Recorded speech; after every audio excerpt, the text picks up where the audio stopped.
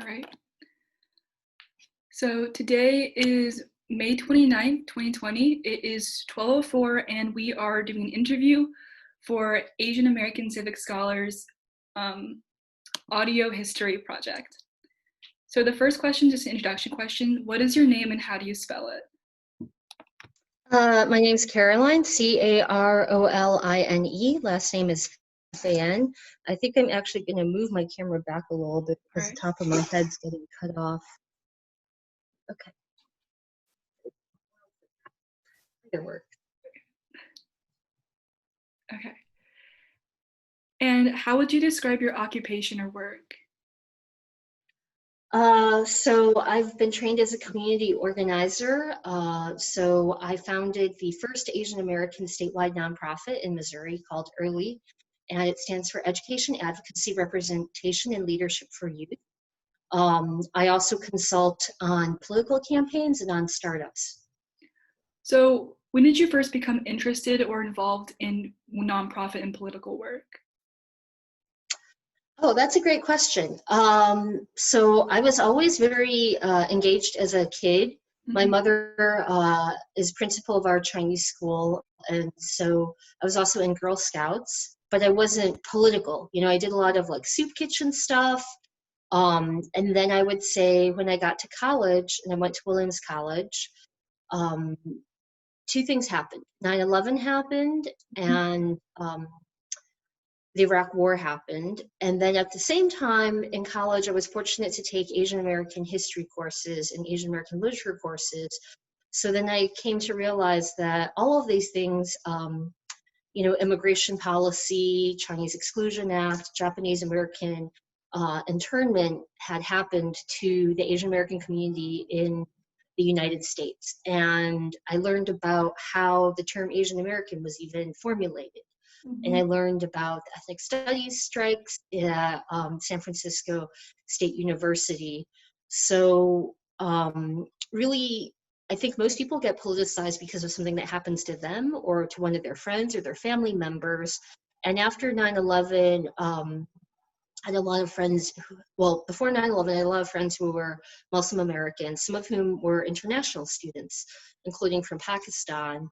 And they had no family and no friends in the US. And they were so scared. Williams is in the middle of nowhere. It's a really small, very rural community.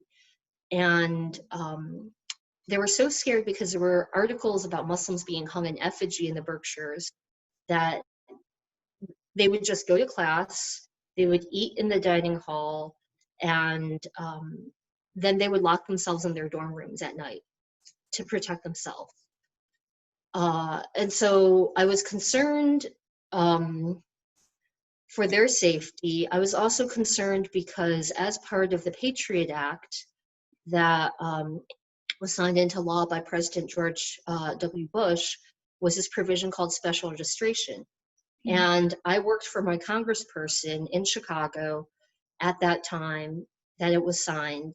And it called for men over the age of 18 from about 20 plus countries to have to show up especially to their INS offices. Now that's known as USCIS, but to the Federal Immigration Bureau offices, and to have special interviews. And this was true all across the country. So in our Chicago office, there were people who came to our office looking for help.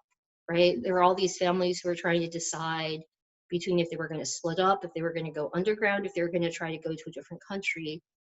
And in some ways, it is a predecessor to the Muslim bans, but the Muslim bans go far beyond this.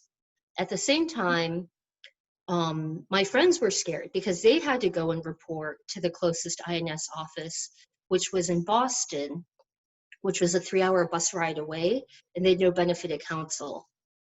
And at that time, again, I was in college, and when I went back to my campus, it was weird because I had worked for my congresswoman. We'd been helping families. I knew more about this than actually our college administration, unfortunately.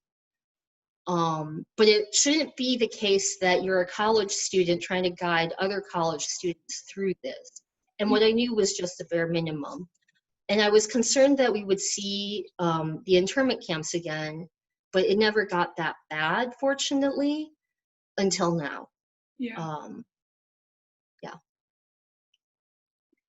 Um, So that's kind of how I went from the very kind of do-gooder, volunteering stuff to being more politicized. And I think that a number of my friends on campus were politically involved, were protesting the war, and now some of them actually work for major corporations. It's kind of funny, but I stuck with it because I have always wanted to help people. And that is one of the most meaningful ways that I have found to help people, is to give them a sense of agency. And so I've been doing community organizing ever since. And I guess I would say the stuff that I did in Chinese school wasn't community organizing as much as it was community building. But the difference is, when I was in high school like you, I had a horrible, terrible fear of public speaking. And so to even do something like this, I was petrified of. And that fear of public speaking lasted pretty much until I was 30 something. And then because of all the work that I've been doing, I wound up having to just do a lot of public speaking. And by the time that I'd done so much public speaking, um, I don't have as much of a fear. But it was really bad. Like in college and after college, in my 20s, I would go give a presentation and I'd be there and you could see the paper shaking and you could see my knees shaking. And part of the reason why I think it's important to work with teenagers like yourself is because I've done leadership development training for Asian Americans who are in their 30s and 40s and 50s, some of whom came as immigrants. mhm. And it's a little bit late, right? I'm not saying people can't change, people can't grow, people can't develop, but I had organized a women's empowerment seminar that included a salary negotiation. And one of my friends, she came up to me and she said, Caroline, I'm 52. I've never asked for a pay raise in my life. And I said to her, oh my God, that's an entire house, right? Yeah. But I think even for people who are second generation, third generation, our parents don't know how to do those negotiations necessarily either, right? So it's hard to develop that in the home sometimes. So when was the first moment where you knew that you had overcome your fear of public speaking, where you were like, I got this? Um, I don't know that I can point to one, Mhm. right? It's just a gradual thing where I remember I spoke to college students at WashU and I wasn't nervous. And actually, one of them asked how I was getting over my fear of public speaking. And he said, don't tell me it's practice. And I was like, it is 18 years of practice. There is no other answer. I'm not saying everyone else has to do this for 18 years. It's very painful. Actually, in college, after 9/11, I remember I had been invited to speak at a rally for tolerance and understanding. It was in front of 100 people on the steps of Chapin Hall. And I had a speech. I realized the speech that I wrote did not fit with everyone else's speeches. So I did not have another speech. Mhm. And I just kind of mumbled, I think we all need to heal. And then I ran off the stage and I promptly cried behind a pillar. So that was like one of my lowest points. I would say I was in Korea in October, and I was a judge for a start competition in Seoul, and I also pitched, right? I gave them an example of how do you pitch, and it went really well. It went so well that one of the guys who was there, who has raised over 250 million for 3 companies, gave me kudos for my presentation, said he really admired it, and I think that was one of the highlights of what I've done recently. And it was a packed room of people, right? I think if I had to speak in front of a couple of thousand people, could see them, right? It's different to be on Zoom. Yeah. Um, then I would still probably be afraid for sure, right? But there's a couple of tricks that I've learned.